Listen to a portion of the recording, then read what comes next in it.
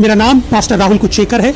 मेरा जन्म एक हिंदू परिवार में हुआ और मैं खास तौर से मुसलमानों के बीच में सुसमाचार प्रचार कार्य को करता हूं। यीशु को जानने से पहले मेरी जिंदगी बहुत बदकार जिंदगी थी। लड़ाई, झगड़ा, सिगरेट, शराब, मैं इन सब चीजों में फंसा हुआ था। एक दिन ऐसा हुआ कि मुझे कुछ पैसे की जरूरत पड़ी, तो मैंने अपने मन में सोचा मेरे पास पैसे नहीं है, मुझे शराब पीनी है क्योंकि शराब की तलब मचती थी मेरे को। तो मेरे मन में एक सवाल आया, मेरे मन में एक बात आई कि मेरे पास एक गिटार पड़ा है, मैं अपने गिटार को बेच दूंगा और गिटार को बेचने के बाद जो भी पैसा मुझको मिलेगा उससे मैं सिगरेट पीऊंगा, शराब पीऊंगा। तो मैं अपने गिटार को बेचने के लिए जगह होकर के आया। किसी ने मेरा गिटार खरीदा नहीं। आखिर में थक हार के मुझे एक लड़का मिला। इसने कहा वहां चले जाओ, वहां पे एक चर्च है, वो लोग आपका गिटार खरीद लेंगे। मैंने चर्च में कुछ होते हुए देख लिया। मैंने चर्च में देखा एक लड़का जिसकी उम्र तकरीबन 30-35 साल की रही होगी, वो चर्च में आया है अपने परिवार के साथ और उस लड़के के अंदर दुष्ट आत्मा है। उस लड़के की मम्मी ने बोला हम जगह होकर के आए हैं, कोई भी मेरे बेटे को ठीक नहीं कर सका। आखिर में थक हार के हम चर्च में आए हैं, कुछ कर दो। मैं वही पीछे कोने में खड़ा हुआ था और मैं अपने मन में कह रहा था, छे सब बकवास की बात है, सब ड्रामेबाजी है, थोड़ी देर में बोल देंगे जादू टोना चला नहीं, आप फिर कभी आ जाना। ऐसा मैं अपने मन में विचार कर रहा था। दोस्तों, आप सभी प्यारे मसीह भाई बहनों को फिर से एक बार जय मसीह की। दोस्तों, जैसा कि आप लोग इस गवाही को देखने जा रहे हैं, यह गवाही एक हिंदू परिवार से होकर आई है और सच में दोस्तों ये हैरान कर देने वाली गवाही है, बहुत बड़ी गवाही है। दोस्तों, आप लोग इस गवाही को पूरा जरूर सुनें, क्योंकि इस गवाही के माध्यम से आज आपका विश्वास बहुत ज़्यादा मजबूत होने वाला है, बहुत ही आपका विश्वास बढ़ने वाला है। दोस्तों, ऐसी गवाही बहुत मुश्किल से हम सबके पास आता है जो कि हम आप लोगों तक पहुंचाते हैं। सच में यह गवाही आप लोग पूरा जरूर सुनें, इस गवाही से आप लोग बहुत ही आशीष पाएंगे। आइए सब लोग देखते हैं आखिर इनके जीवन में प्रभु यीशु मसीह ने किस तरह अपने आप को प्रकट किए हैं और भाई ने किस तरह प्रभु यीशु मसीह को जाना है। आज इस गवाही में हम सब लोग देखेंगे। तो आइए देर न करते हैं, पहले इस गवाही को हम शुरू करते हैं। आप लोग गवाही को पूरा जरूर सुनिएगा। मैं आप लोग फिर कहता हूँ, गवाही को पूरा जरूर सुनिएगा। आइए देखते हैं। मेरा नाम पास्टर राहुल कुचेकर है। मेरा जन्म एक हिंदू परिवार में हुआ और मैं खास तौर से मुसलमानों के बीच में सुसमाचार प्रचार कार्य को करता हूं। यीशु को जानने से पहले मेरी जिंदगी बहुत बदकार जिंदगी थी। लड़ाई, झगड़ा, सिगरेट, शराब, मैं इन सब चीजों में फंसा हुआ था।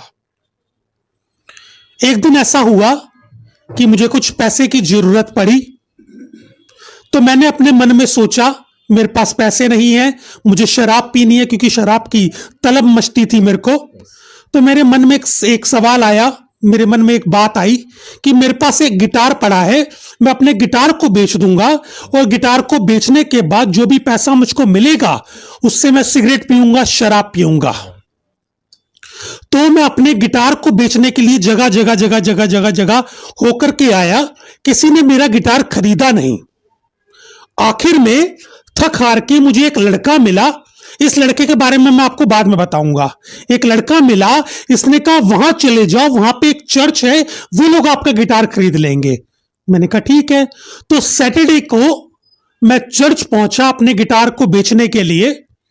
तो जब गिटार को बेचने के लिए वहां पहुंचा, वहां पे मुझे एक भैया मिले, एक पास्टर मिले। मैंने उनसे कहा कि मैं अपना गिटार बेचना चाहता हूं, क्या आप उसे खरीदेंगे?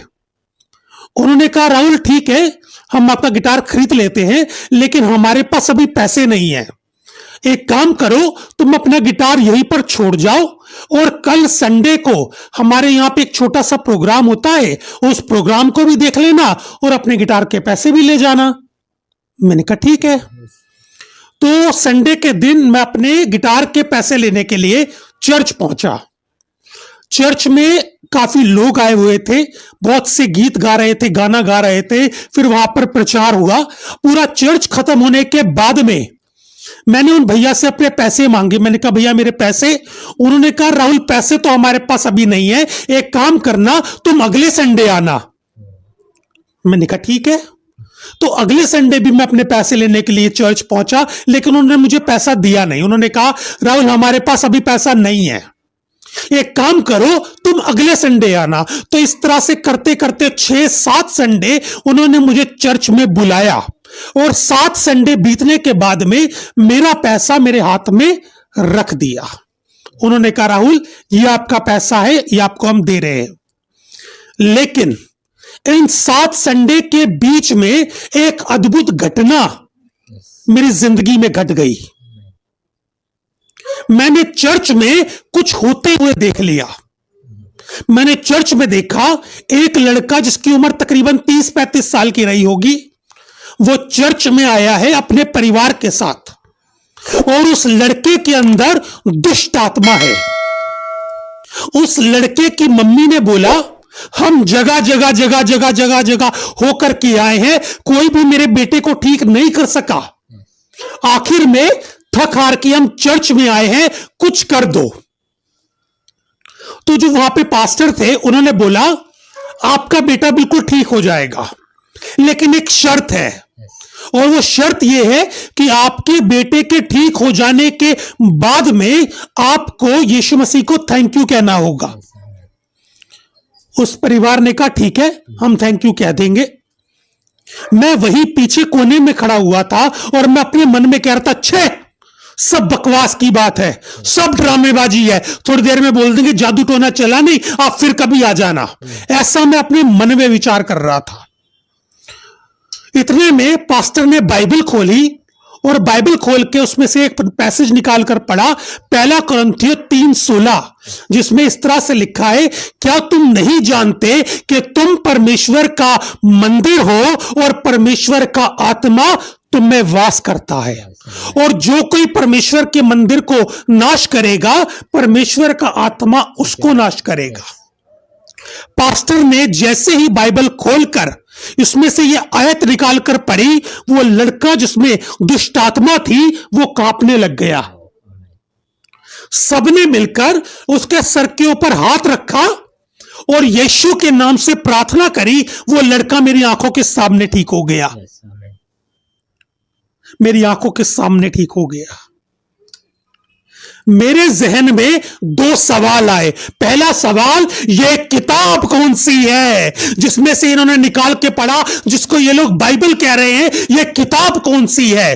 और दूसरा सवाल मेरे दिमाग में आया कि ये यीशु कौन है जिसके नाम से प्रार्थना करी और वो लड़का बिल्कुल ठीक हो गया। इन 2 सवालों ने मुझे परेशान कर दिया। मुझे बाइबल दी गई पढ़ने के लिए, मैंने बाइबल को पढ़ना शुरू किया। जब मैंने बाइबल को पढ़ना शुरू किया तो बाइबल ने मुझसे बात करनी शुरू करी। और एक दिन चर्च में मैंने अपने दिल का दरवाजा खोलकर यीशु मसीह को उसमें इनवाइट किया। जिस दोपहर को मैंने यीशु मसीह को अपने दिल में इनवाइट किया था, उसी रात मैंने शराब का गिलास उठाया पीने के लिए, और जैसे ही मैं शराब पीने लगा मुझको वहां पर उल्टी हो गई। और आज इस बात को 15 साल से ऊपर हो गया, मैंने दोबारा सिगरेट शराब को हाथ नहीं लगाया। प्रभु यीशु मसीह ने एक ही रात में मेरी जिंदगी को बदल कर रख दिया। मुझे सिगरेट और शराब से छुटकारा दिला दिया एक ही रात में। मैं परमेश्वर का धन्यवाद करता हूं। मैंने आपको कहा था उस लड़के के बारे में मैं आपको बाद में बताऊंगा, जिसने मुझे चर्च का रास्ता दिखाया, जिसने मुझे कहा था वहां चले जाओ, शायद वो आपका गिटार खरीद ले। खुदा के लोगों, वो लड़का जिसने मुझे चर्च का रास्ता दिखाया, वो लड़का मुसलमान था। परमेश्वर मुझे मुसलमान के जरिए चर्च लेकर गया, और आज मेरा परमेश्वर मुझे चर्च के जरिए मुसलमानों के बीच में भेजता है, ताकि उनको जाकर मैं परमेश्वर का वचन, पवित्र बाइबल उनको बताऊं। और दूसरा सवाल आपके लिए है, प्रभु यीशु ने आपको ऐसा किस तरीके से दर्शन दिया कि आपको लगा कि मुझे मुस्लिम भाई बहन के बीच में जाकर प्रभु का सुसमाचार सुनाना चाहिए? ये काफी अरसे पहले की बात है। उस टाइम मैं तुकलुकाबाद में सेवकाई करता था, सब लोगों के बीच में। और मैं सुबह 4 बजे दुआ के लिए जाता था। एक पार्क था, तो वहां पे डेली मैं प्रेयर करता था। तो जब से फिर मैंने प्रेयर करनी वहां पर शुरू करी उस जगह पर, तो परमेश्वर ने मेरे मन में डाला कि मैंने तुझे मुसलमान कौम के लिए चुना है। लेकिन ये मेरी मुस्लिम मिनिस्ट्री की कॉलिंग है, ये मुझे उस टाइम पे कंफर्म नहीं हुआ, लेकिन इस बात को मैंने अपने मन में रखा। एक धीमी सी आवाज सुनाई दी जिसने कहा मैंने तुझे मुसलमान कौम के लिए चुना है। उसके बाद परमेश्वर ने मुझसे परिस्थितियों के जरिए बातचीत करी। जैसे कि मैं कहीं बैठा हुआ था, एक भाई ने मुझे कहा राहुल मैं आपके अंदर कुछ एक अलग सी चीज देख रहा हूं, कुछ ऑब्जर्व कर रहा हूं मैं आपके अंदर कि आपके आसपास के लोग जो हैं जिनके साथ आपकी फ्रेंडशिप है, आपका रिलेशन है, वो मुसलमान है और तू जो बाइबल पढ़ता है वो भी उर्दू में है, ऐसा क्यों? तो इसके ऊपर जब मैंने गौर किया मुझे भी थोड़ा अचंभा सा लगा, हाँ यार बात तो सही है, लेकिन मेरी कॉलिंग मुझे तब भी कंफर्म नहीं हुई। उसके बाद मैं बाइबल कॉलेज में गया, दून बाइबल कॉलेज जो कि देहरादून में है, वहां पे मैं अपनी स्टडी करने के लिए गया। तो पहली रात में, बाइबल कॉलेज के पहली रात में परमेश्वर ने सपने के जरिए मुझसे बात करी कि मैंने तुझे मुसलमान कौम के लिए चुना है। और कई बार बाइबल कॉलेज में रहते हुए कई बार परमेश्वर ने सपनों के जरिए मुझे बताया कि मैंने तुझे मुसलमान कौम के लिए चुना है, लेकिन तब भी मुझको कंफर्मेशन नहीं मिला कि मैंने तुझे मुसलमान कौम के लिए ही चुना है। तो काफी अरसा बीतने के बाद में हमारे बाइबल कॉलेज में एक पास्टर आए थे जो कि एक प्रॉफिट भी थे। वो मेरे लिए दुआ कर रहे थे और दुआ करते करते उन्होंने मुझसे कहा राहुल परमेश्वर ने आपको मुस्लिम मिनिस्ट्री के लिए चुना है और आपकी बॉडी के अंदर एक चिन्ह दिया है, आपकी बॉडी के अंदर एक साइन दिया है जो आपकी मिनिस्ट्री को, जो कि मुसलमानों के बीच में है, उसको कंफर्म करता है। मुझे कुछ समझ नहीं आया। मैंने उनसे पूछा वो क्या चिन्ह है, वो क्या साइन है? तो उन्होंने मुझे बताया राहुल आपका जन्म एक हिंदू परिवार में हुआ है और हिंदू परिवार में पैदा होने के बावजूद भी आपका खतना हुआ है, आपका सर्कमसिशन हुआ है। और जब उन्होंने ये बात मुझे बताई मुझे बड़ा अचंभा हुआ, इनको कैसे मालूम, इनको किसने बता दिया? और उसके बाद जो सपना मैंने बाइबल कॉलेज में देखा था वो उन्होंने मुझे सुना दिया। उस सपने में परमेश्वर ने मुझसे बात करी, मैंने किसी को नहीं बताया। उन्होंने पूरा का पूरा सपना मुझे नरेट कर दिया, मुझे पूरा सपना बता दिया। तो मेरे को अंदर से हुआ यस, खुदा ने इनके जरिए मुझसे बात करी है और वाकई में मुझे मुसलमान कौम के लिए चुना है। उसके बाद मैंने मुसलमानों के बीच में सेवकाई करनी शुरू कर दी। देहरादून में लक्की बाग करके एक मोहल्ला है, कॉलोनी है, वहां पे मैंने उर्दू अरबी सीखी और वहीं पर जाकर के मैं ट्रैक डिस्ट्रीब्यूशन करता था। जिस मदरसे में मैंने स्टडी करी वहां जाके मैंने वहां के मौलवी को ट्रैक दिया पढ़ने के लिए, तो उनसे मेरी बातचीत शुरू हुई। तो जब मैंने उनको गॉस्पेल दिया तो मैंने देखा उनकी आंखों से आंसू निकल रहे थे। मैं समझ गया कि परमेश्वर यकीनन चाहता है कि मैं मुसलमानों के बीच में जाके सुसमाचार प्रचार का कार्य करूं। वहां से मेरी कॉलिंग कंफर्म हुई। मेरे मन में खुदा एक बात डाल रहा है अपने कलाम के जरिए। खुदा उन तमाम लोगों से जो पास्टर हैं, इवेंजलिस्ट हैं या किसी ना किसी रूप में खुदा की खिदमतगारी कर रहे हैं, मैं उनको बताना चाहता हूं कि परमेश्वर ने, प्रभु यीशु मसीह ने जिस कार्य के लिए हमको चुना है हमें उस कार्य में लगे रहना है। परमेश्वर ने पतरस को पकड़ा और परमेश्वर ने पतरस से कहा अब से तू मनुष्य को जीवता पकड़ा करेगा। परमेश्वर ने पतरस की जिंदगी में उसको उसकी कॉलिंग बता दी। इन दैट सेम वे परमेश्वर ने हमें भी अपनी कॉलिंग बताई है। हम सबसे बात करी है, हम सबको बताया है कि हमारी कॉलिंग क्या है।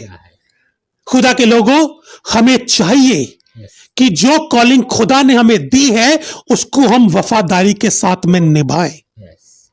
पतरस से एक गलती हो गई। जब प्रभु यीशु मसीह सलीब पर चढ़े, हमारे गुनाह के लिए मरे, गाड़े गए और तीसरे दिन जी उठे, उसके बावजूद भी पतरस मछली पकड़ने को चला गया। परमेश्वर ने उससे कहा था अब तू मछली नहीं पकड़ेगा, अब तू मनुष्य को जीवता पकड़ेगा। परमेश्वर ने जो उसको कॉलिंग दी थी, उसने उसको छोड़ के अपने पुराने प्रोफेशन में चला गया। जो काम वो पहले करता था उसी में चला गया। जब वो वापस आया तो प्रभु यीशु मसीह पतरस के लिए कुछ कर रहे थे। जानते क्या कर रहे थे? प्रभु यीशु मसीह पतरस के लिए मछली पका रहे थे। कहने का मतलब क्या है? परमेश्वर ने जो कॉलिंग हमको दी है, हमें उसमें बने रहना है। हमारी रोटी का और हमारे मीट का इंतजाम परमेश्वर प्रभु यीशु मसीह खुद करेगा। तो दोस्तों, हमारे प्यारे मसीह भाई बहनों, आप लोगों ने इस गवाही को सुना और देखा कि हमारा परमेश्वर कितना अद्भुत तरीके से भाई को अपने पास बुलाए। भाई के जीवन में जो परमेश्वर ने सोचा था उसको बहुत ही अद्भुत तरीके से परमेश्वर ने प्रकट किया। और आज ये भाई जी सच में तमाम उस मुस्लिम भाइयों के बीच में जाकर प्रभु यीशु मसीह का जो सुसमाचार है सुनाते हैं और उनको परमेश्वर के वचन को बताते हैं। सच में दोस्तों, परमेश्वर ने बहुत ही अद्भुत तरीके से इनको चुना और इनके जीवन में परमेश्वर ने काम किया। तो दोस्तों, मैं आप लोगों को कहना चाहता हूँ इस गवाही के माध्यम से, ये एक हिंदू परिवार से हैं और इन्होंने सिर्फ उस शराब पीने के लिए इन्होंने उस चर्च में गए थे। यानी यूँ कहे कि अपने गिटार को बेचकर जो पैसे मिलते थे उसको शराब पीने की लालसा से गए थे, लेकिन प्रभु यीशु मसीह ने वहीं पर इनके जीवन को बदल कर रख दिया। जी हाँ दोस्तों, सच में परमेश्वर हमारा आज भी चाहता है कि लोग बचाए जाएं, लोगों के जीवन में काम हो, लेकिन लोग अंधकार में है दोस्तों। लोग आना ही नहीं चाहते, उस पर विश्वास करना ही नहीं चाहते दोस्तों। इसलिए वो आज भी उस दलदल में फंसे हैं, उस बीमारी में फंसे हैं, उस व्यभिचार में फंसे दोस्तों। सच में दोस्तों, जो कोई उसको जान लेता है वो अपने पुराने जीवन को छोड़कर एक नई जीवन उसको मिलता है, या यूँ कहें कि एक नई सृष्टि हो जाता है दोस्तों। सच में आप लोग उसको जानें, वो आपको कब से ढूंढ रहा है। बस यदि आप चाहते हैं कि परमेश्वर आपके जीवन में आए तो आज ही आप परमेश्वर को ग्रहण करिए। वो आपके जीवन में आके आपके जीवन को अद्भुत तरीके से बदल देगा, आपके हर एक रुके हुए काम को पूरा करेंगे दोस्तों। तो ये गवाही आप लोगों को कैसे लगा आप लोग ज़रूर बताइएगा दोस्तों। जब ये गवाही मैं सुन रहा था तो मुझे बहुत अच्छा लगा, तो मैंने सोचा क्यों ना इस चैनल के माध्यम से आप लोगों तक भी इस गवाही को पहुंचाऊं, ताकि जो कोई इस गवाही को नहीं सुना वो भी सुने और प्रभु यीशु मसीह से आशीष पा सके। इसलिए इस गवाही को मैं आप लोग के बीच में लाया हूं। आप लोग, मैं उम्मीद करता हूं दोस्तों, इस गवाही से आप लोग बहुत आशीष पाए होंगे, बहुत ही आशीषित हुए होंगे। तो चलिए दोस्तों, मिलते हैं आप लोग से अगली वीडियो में ऐसी कुछ न्यू टेस्टमनी के साथ, न्यू अद्भुत वीडियो के साथ। तब तक बने रहिए इस चैनल पर। सबको जय मसीह की। और हाँ दोस्तों, अभी तक आप लोगों ने इस वीडियो को लाइक नहीं किया तो लाइक कर दिए। अगर चैनल पर पहली बार आए हैं तो चैनल को भी सब्सक्राइब कर लीजिए, ताकि जब भी मैं कोई ऐसी अद्भुत वीडियो इस चैनल पर अपलोड करूं सबसे पहले आप लोगों तक पहुंच जाए और आप लोग देखकर मसीह में और ज़्यादा आगे बढ़ सके, आपका विश्वास और भी मसीह में बढ़ सके। इसलिए इस चैनल को आप लोग सब्सक्राइब जरूर करें। और हाँ दोस्तों, अगर आप लोग चाहते हैं कि यह गवाही हमारे और भी मसीह भाई बहन लोग देखें, हमारे और भी विश्वासी लोग देखें, तो आप लोग इस गवाही को उनके व्हाट्सएप में, उनके मसीह ग्रुप में ज़रूर से ज़रूर भेजें, ताकि जो कोई इस गवाही को सुने वो प्रभु यीशु मसीह से आशीष पा सके और उसका विश्वास मसीह में और भी ज़्यादा मजबूत हो सके। इसलिए इस गवाही को आप लोग शेयर ज़रूर करें। चलिए दोस्तों, मिलते हैं आप लोग से अगली वीडियो में ऐसी कुछ न्यू टेस्टमनी के साथ, न्यू अद्भुत वीडियो के साथ। तब तक बने रहिए इस चैनल पे। सबको जय मसीह की। प्रभु आप लोगों को ढेर सारी आशीष प्रदान करें। आमीन। यीशु मसीह देता खुशी, करे महिमा।